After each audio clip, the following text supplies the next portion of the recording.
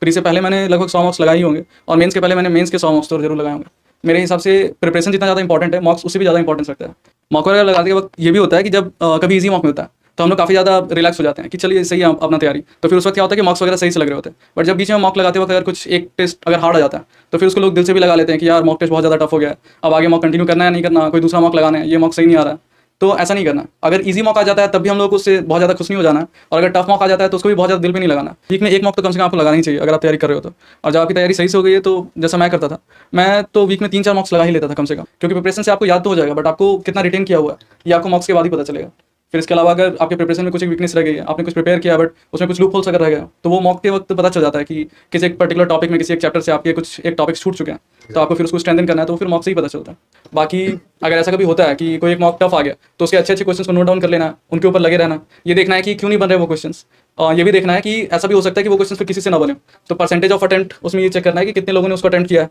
कितने लोगों ने उसमें से सही किया है, ये सब चीज़ें भी एनालाइज करनी है। क्योंकि रियल एग्जाम में भी ऐसा हो सकता है कि आपको कुछ एक क्वेश्चन हार्ड मिल गया तो आप उसमें फंसे रह गए, तो आपको ये चीज़ पहचाननी होगी कि सारा 30 जो क्वेश्चन है वो सारा का सारा इजी नहीं होगा, एक दो क्वेश्चन टफ जरूर होगा, तो आपको वो स्किप करना सीखना। और अगर आप जब दे रहे हो तो शुरू में तो आपको दिक्कत होगी बट उससे हार नहीं मानना, उससे सीखना और फिर आगे बढ़ना है उससे।